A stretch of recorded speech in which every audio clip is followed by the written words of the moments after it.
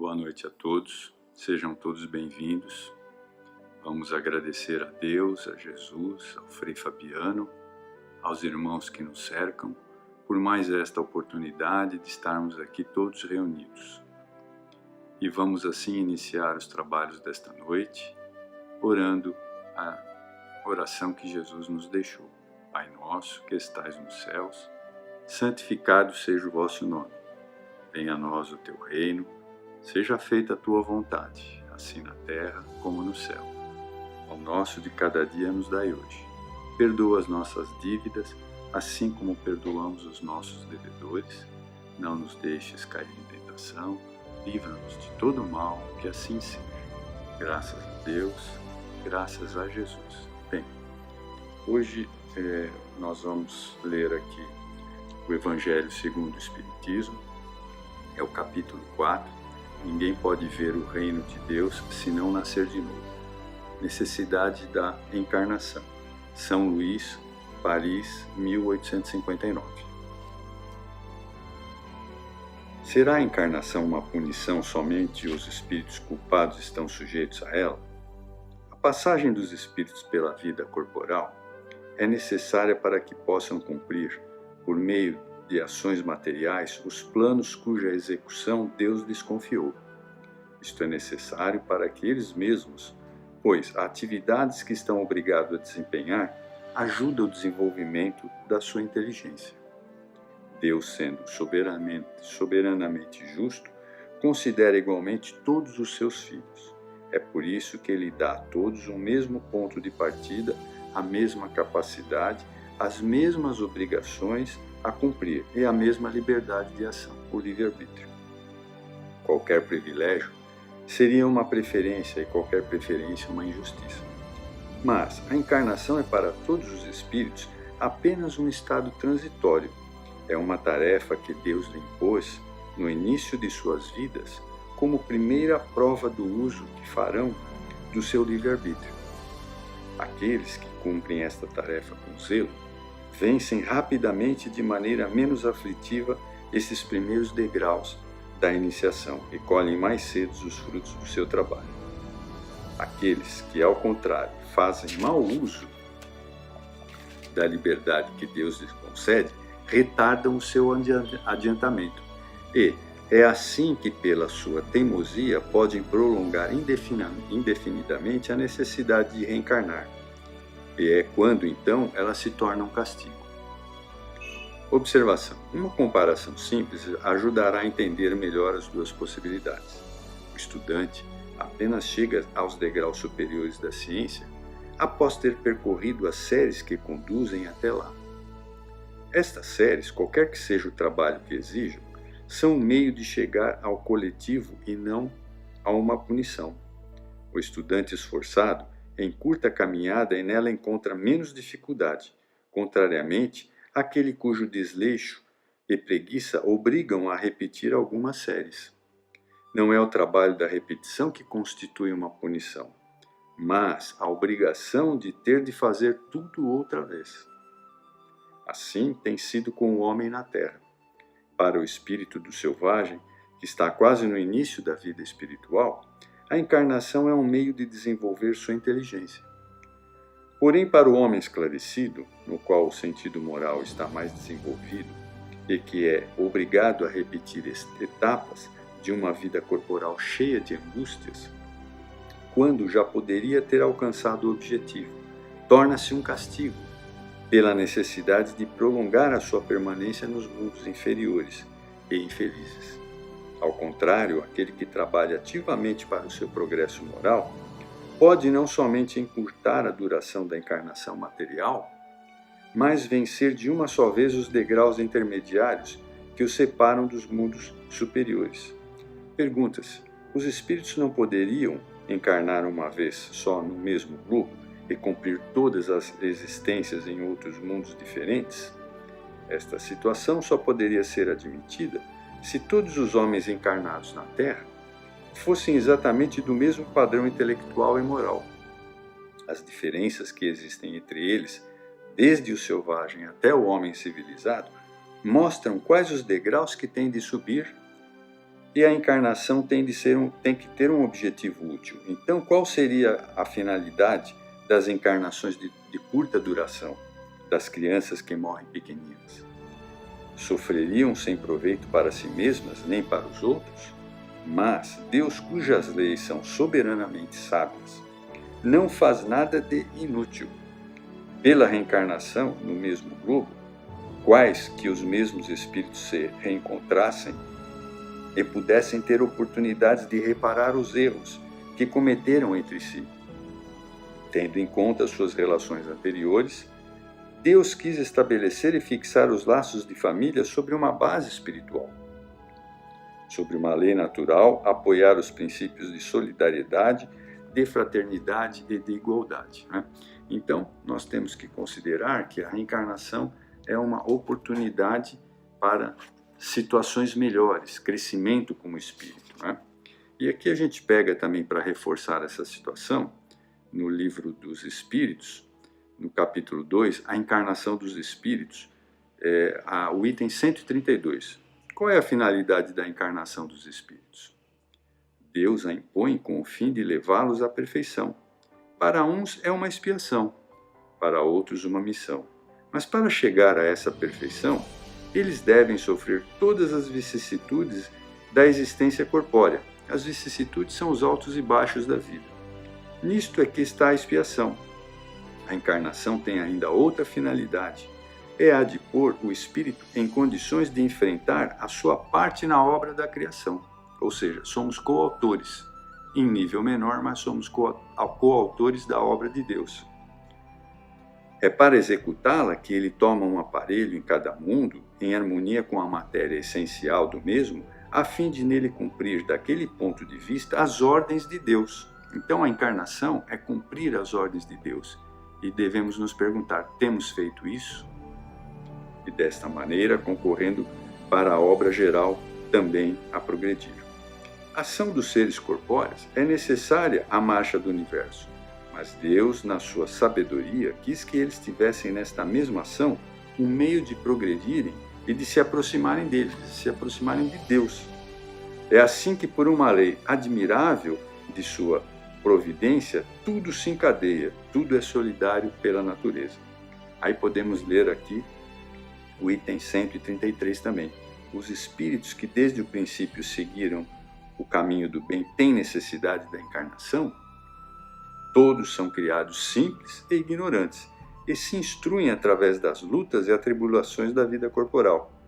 Deus, que é justo, não podia fazer a uns sem penas e sem trabalhos e, por conseguinte, sem mérito. Então, quer dizer, todos temos as mesmas oportunidades. Se a sua vida está mais difícil hoje, é porque muito provavelmente você não fez os acertos em outras encarnações que deveria ter feito, ou seja, seguido as ordens que Deus nos deu. 133A.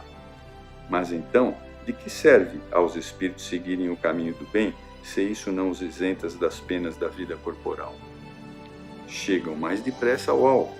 Além disso, as penas da vida são frequentemente a consequência da imperfeição do espírito. Quanto menos imperfeito ele for, menos tormento sofrerá. Aquele que não for invejoso, nem ciumento, nem avarento ou ambicioso, não passará pelos tormentos que se originam desses defeitos. Então, quer dizer, terá cumprido as leis de Deus.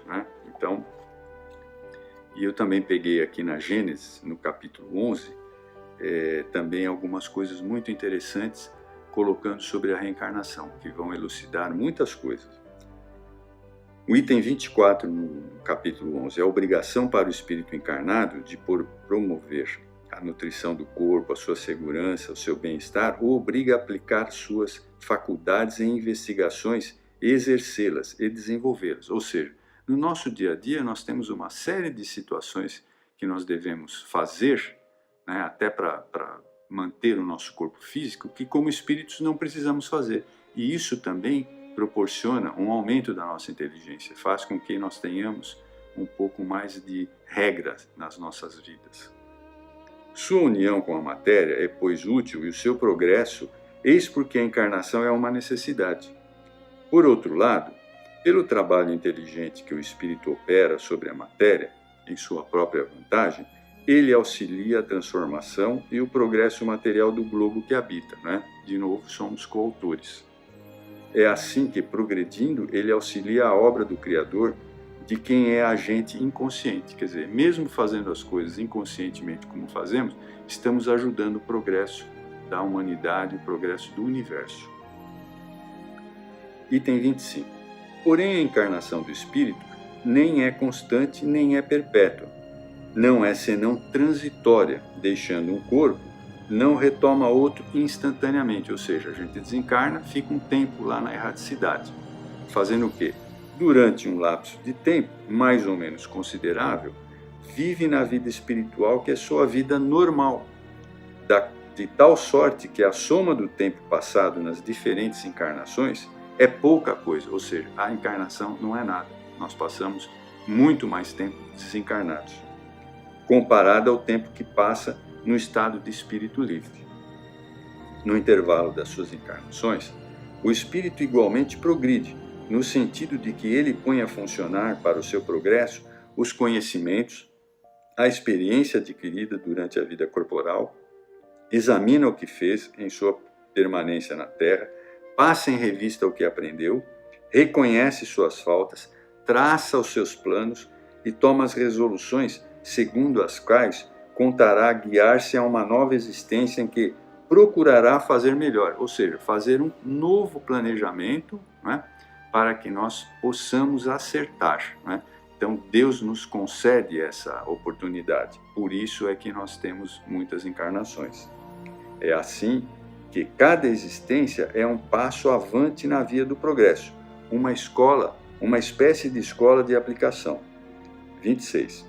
A encarnação não é, pois, uma punição para o espírito, como alguns têm pensado, mas uma condição inerente à inferioridade do espírito, e é um meio de progredir. Né?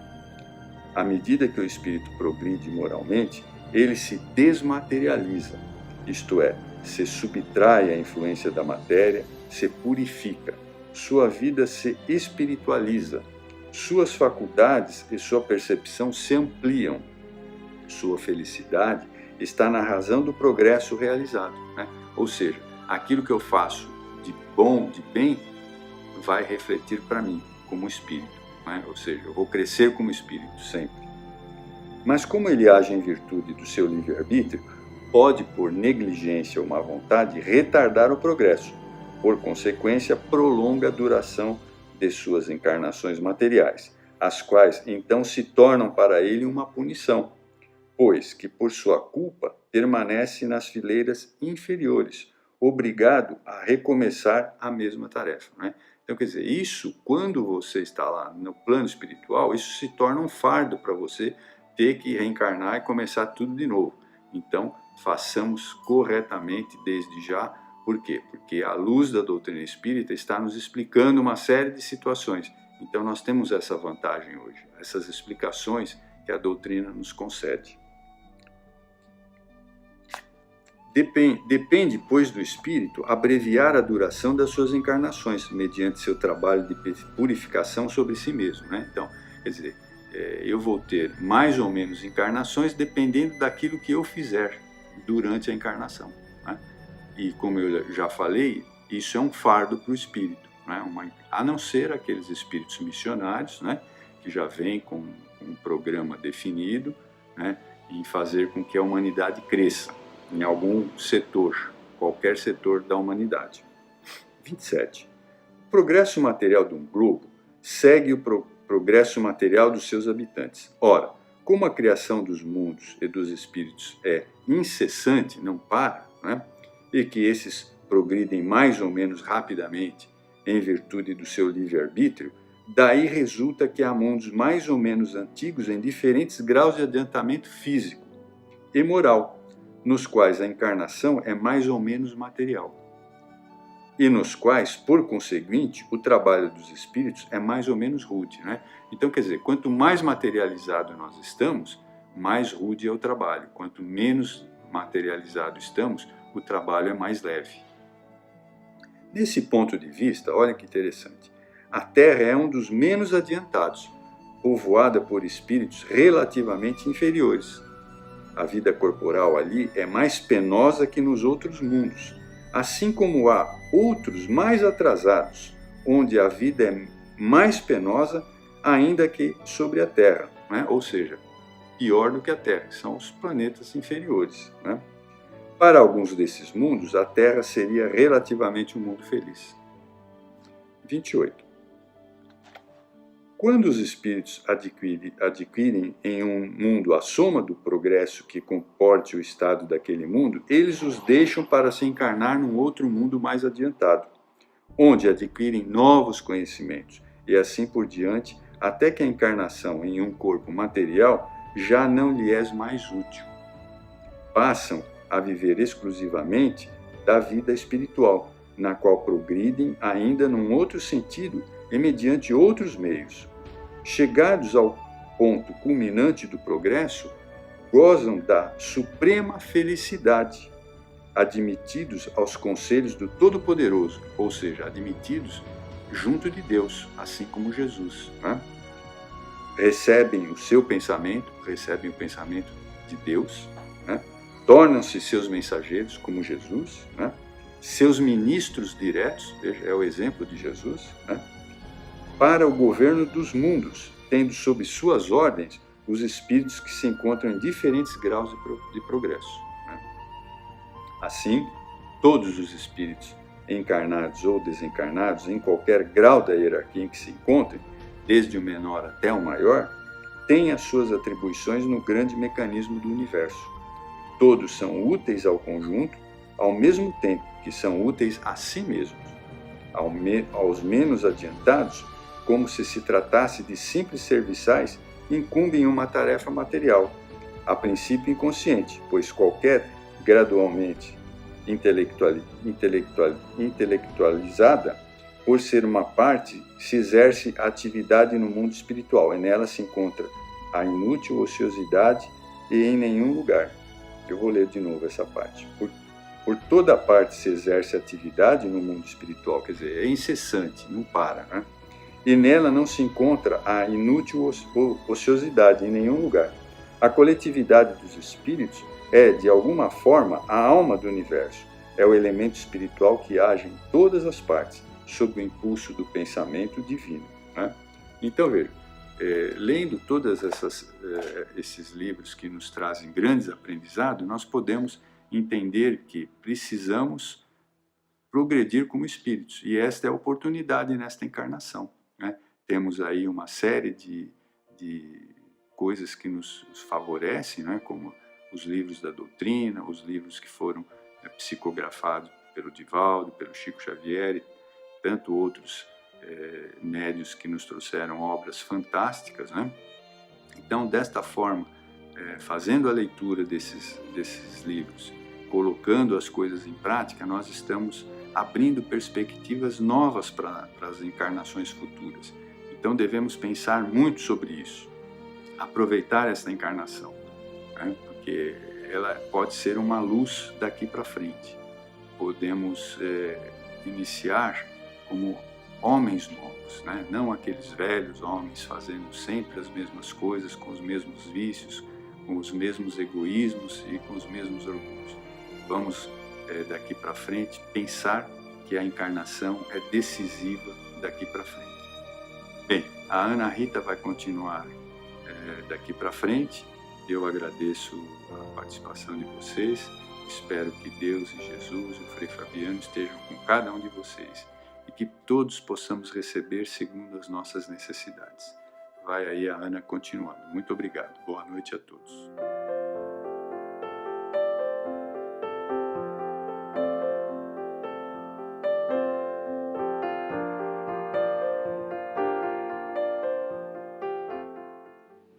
Boa noite a todos.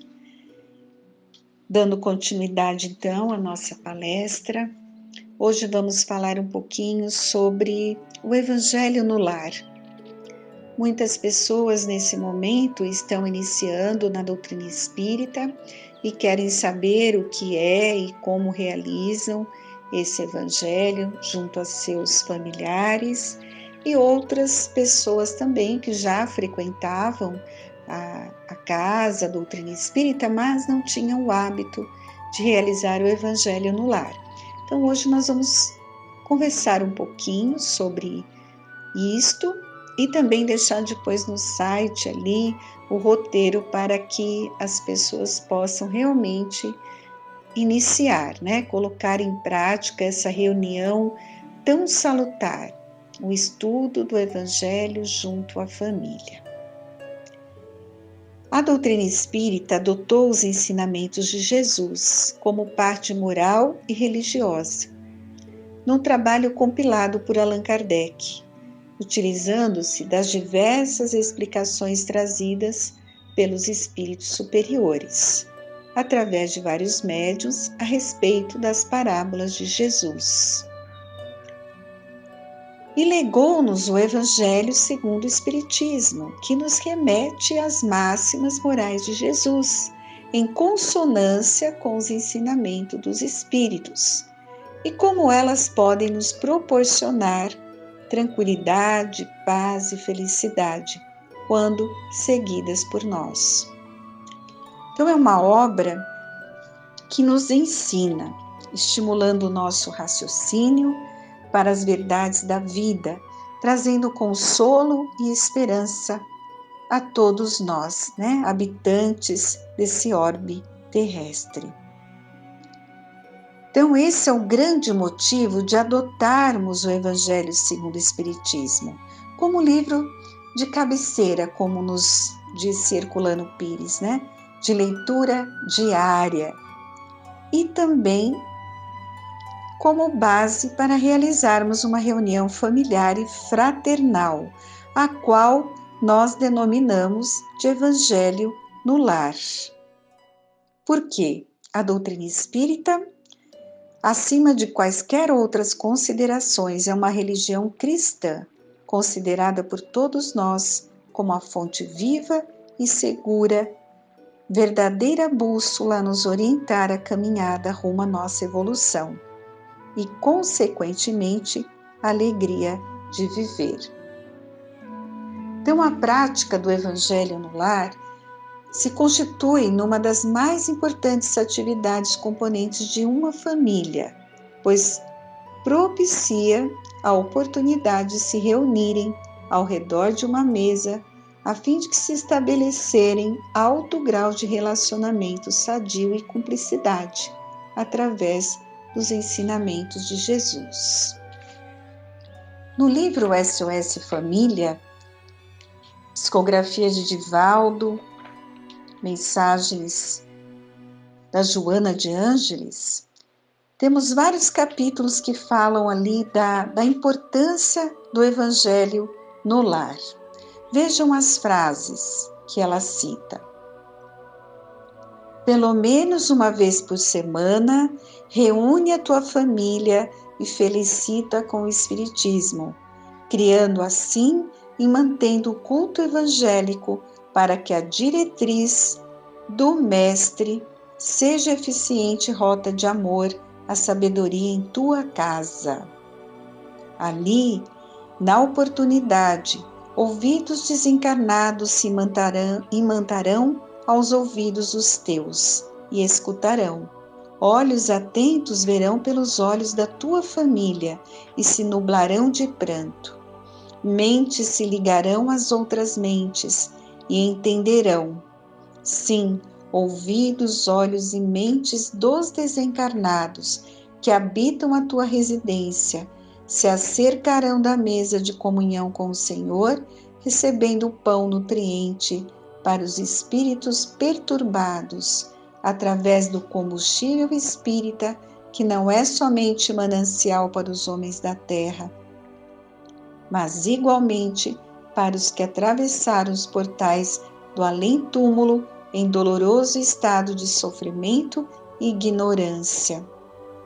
Sabemos que quando realizamos a prece em nosso lar, há toda uma questão fluídica que acontece, Por isso, do horário certo, na hora certa, o comprometimento, a assiduidade, porque espíritos benfeitores ali estarão, atuando sobre todos aqueles que convivem no ambiente, higienizando a questão psíquica, fluídica da casa, protegendo, né?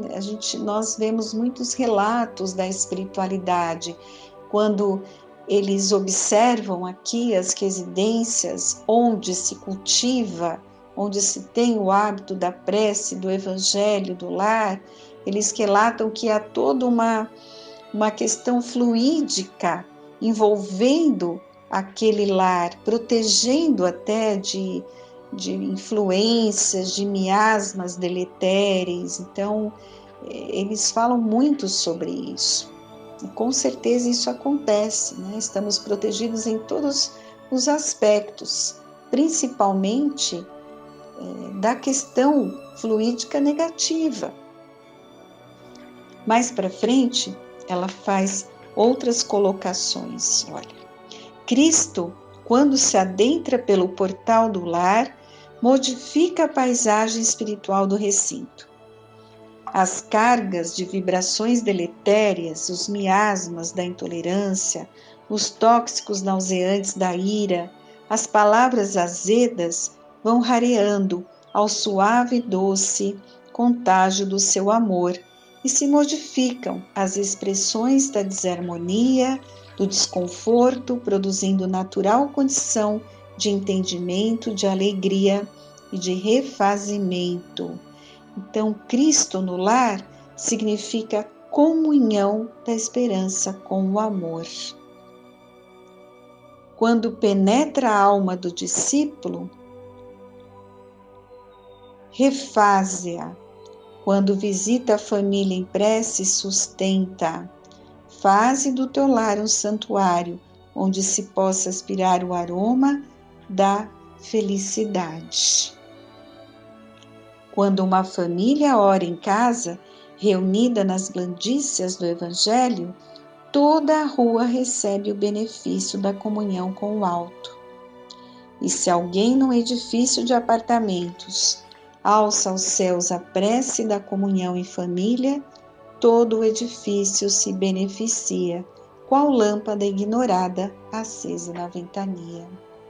Vejam, essas duas últimas frases nos mostram ali da questão fluídica. Então, quando uma família, numa rua, ela realiza o evangelho, toda a rua se beneficia, né? Aquela casa que está em prece é como se uma iluminação atingisse a rua toda.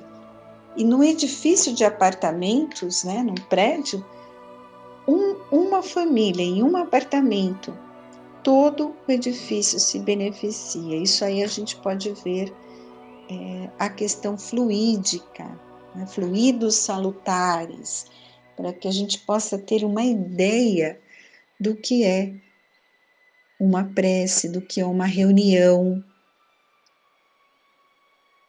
Então é de grande importância. Quem não tem o hábito desta prática de realizar o Evangelho, tomem essa decisão, porque vai ser muito importante. Determinar como fazer, né? Vamos falar aqui como fazer esta reunião, porque muitos não sabem. Determinar um dia da semana e um horário em que pelo menos a maioria dos familiares possa participar. É importante que se obedeça o horário, que deverá ser sempre constante, a fim de que os espíritos tenham um ambiente propício às suas atividades assistenciais nos dois planos da vida, né? Então é importante ter um horário e dia fixo, porque há uma participação da espiritualidade, né? E para que a gente possa receber essa ajuda, então nós temos que ter a disciplina.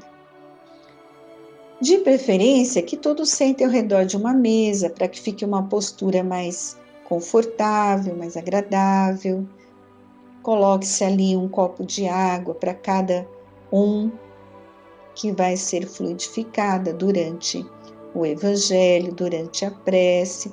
Mas se não houver condições de sentarem à mesa, não tem problema, pode ser feito no sofá ou somente sentados em cadeiras, né, como for possível.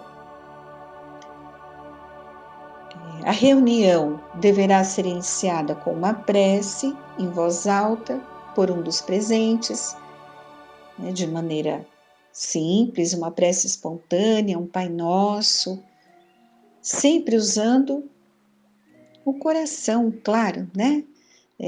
A prece sincera do coração é que tem mais valor, não importam se ali muitas palavras ou frases decoradas, importa o sentimento que a gente coloca na prece. Então pode ser feita até por uma criança, por um adolescente, aquele que se sentir bem, faça a prece inicial. Né? Então essa prece ela tem a finalidade de preparar o equilíbrio dos participantes, para que todos possam se concentrar e prestar atenção na leitura. Em seguida, inicia-se a leitura do Evangelho segundo o Espiritismo, que poderá ser efetuada de duas maneiras, né?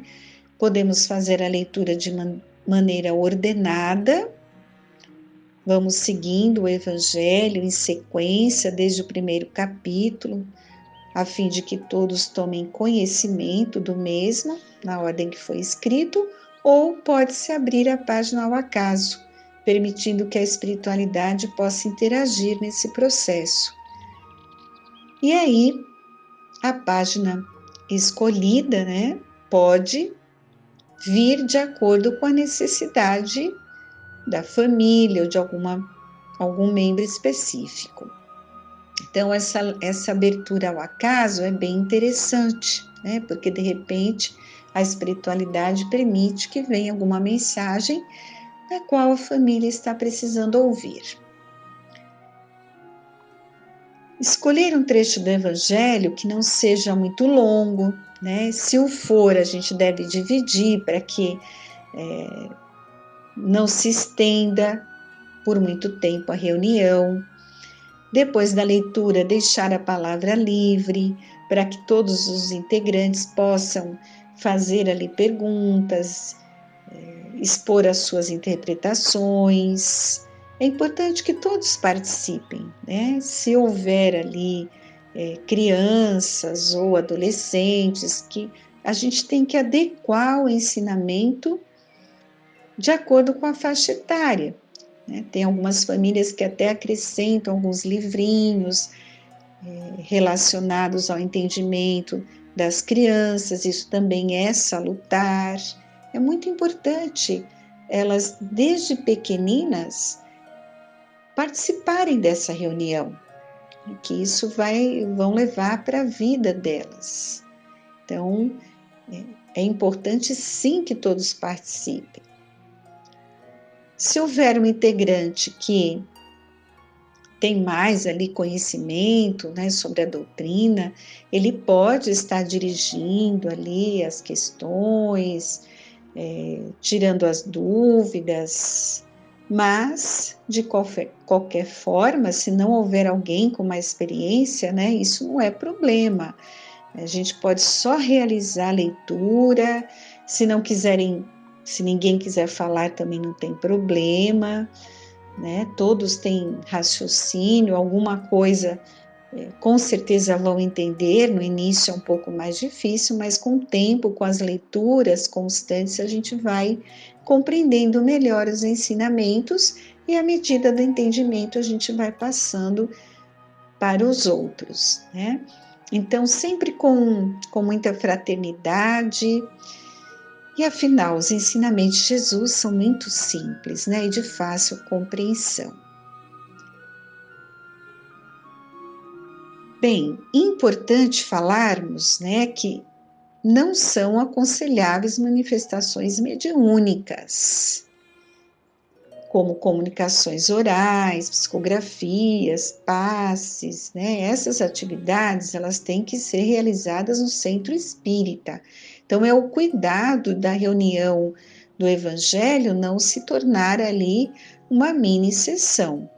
Se houver médiuns que têm esse tipo de mediunidade, que eles, claro, se controlem, né? Então evitem uma concentração maior.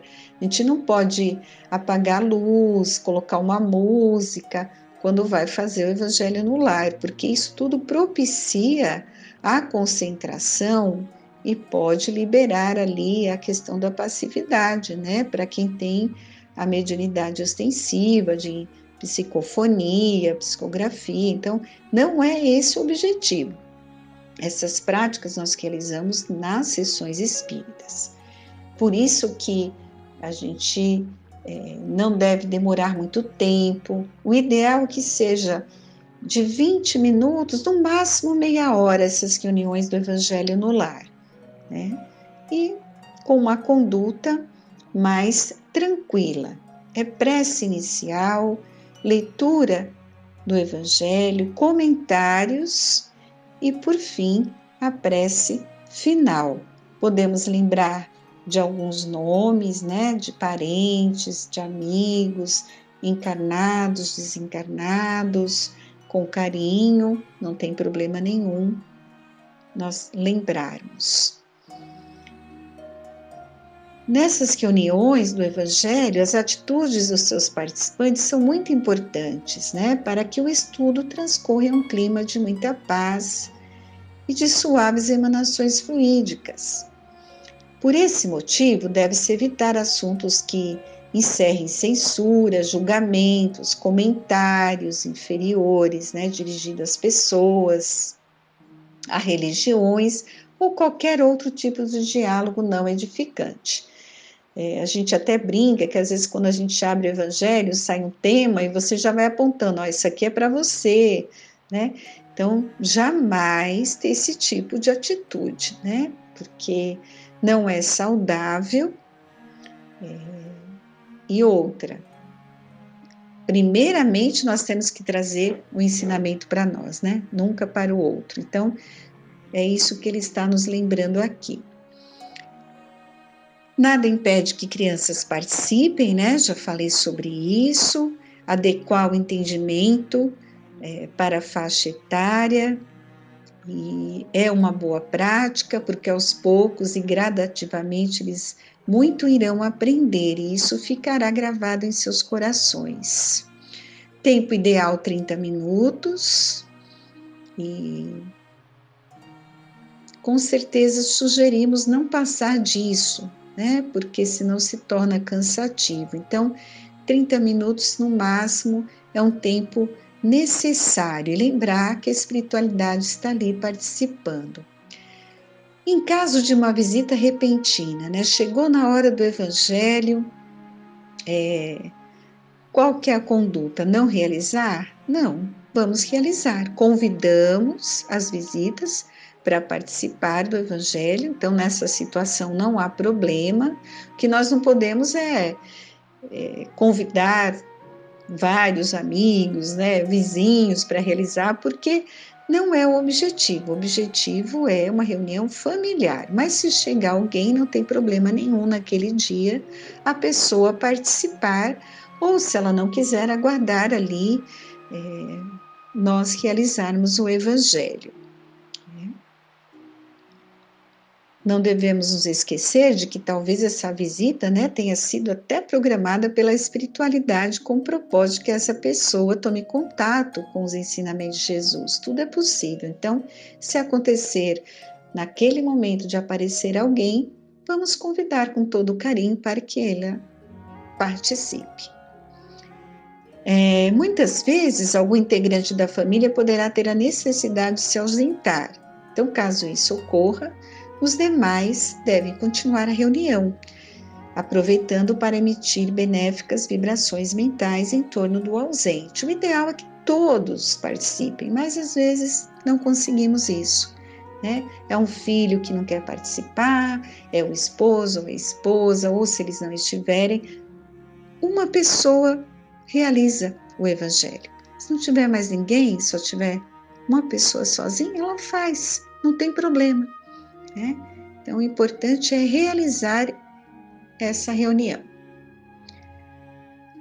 E para encerrar a reunião, deverá ser feita uma prece agradecendo pela oportunidade do encontro, do estudo. Bebemos a água fluidificada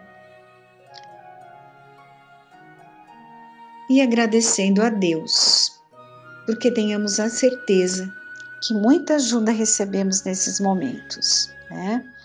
Então, nós temos relatos de parentes, avós, mães, pais, filhos, né, que estão no plano espiritual, têm a ligação com a família, porque a ligação é eterna, e nesses momentos é permitido que eles participem do Evangelho no lar, ou lá na espiritualidade, ligados ali pelo pensamento, porque não há distância, né, para essa ligação, ou quando estão ali em equilíbrio e a família em merecimento, eles participam em espírito. Então são momentos ricos ali de vibrações, de troca fluídica, aqueles espíritos que porventura estão ligados a nós por obsessões, tentando nos influenciar negativamente, eles também vão receber ajuda, como foi falado ali no início, né? Pela Joana de Ângeles. Eles vão ouvir, eles vão sentir a vibração amorosa, vão ser ajudados pela espiritualidade, vão ser resgatados, retirados e encaminhados ali para o plano espiritual. Então, há toda uma atuação do plano espiritual.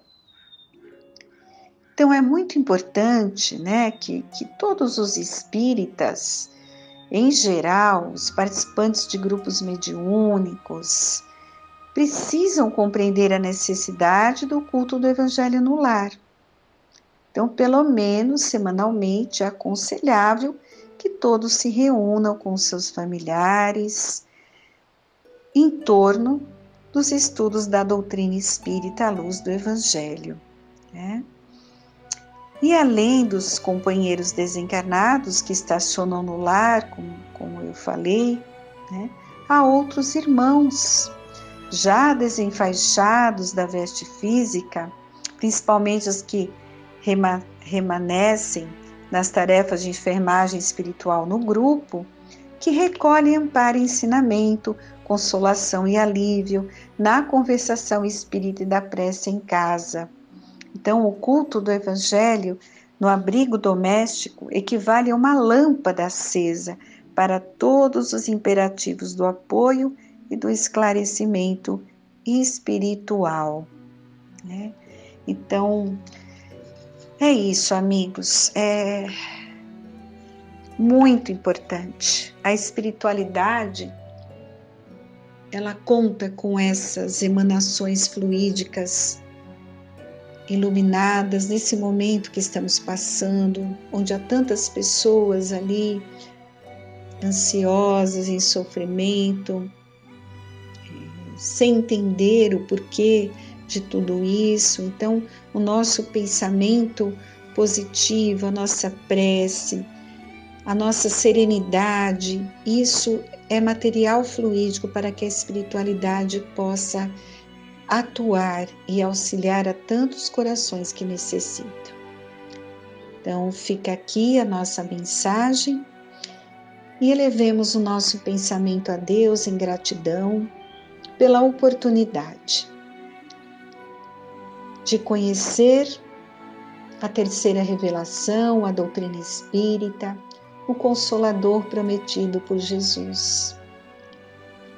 E que a cada dia de nossa existência estudemos esse roteiro tão seguro que nos foi dado, que são os ensinamentos do nosso Mestre Maior Jesus, e que seu amor possa iluminar a todos os corações.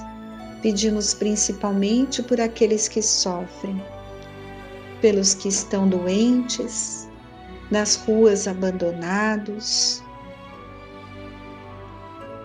nos hospitais, pelos médicos, enfermeiros, pelos familiares que estão se separando dos seus entes queridos. Fica aqui a nossa prece, o nosso humilde pedido, Senhor, que a Tua luz envolva cada coração que sofre, que necessita nesse momento. Pai nosso que estais no céu, santificado seja o Teu nome. Venha a nós o Teu reino, seja feita a Tua vontade, não a nossa, assim na terra como no céu. O pão nosso de cada dia dai-nos hoje. Perdoa, Senhor, as nossas dívidas, assim como perdoamos aos nossos devedores. Não nos deixeis cair em tentação, e livra-nos de todo o mal. Que assim seja.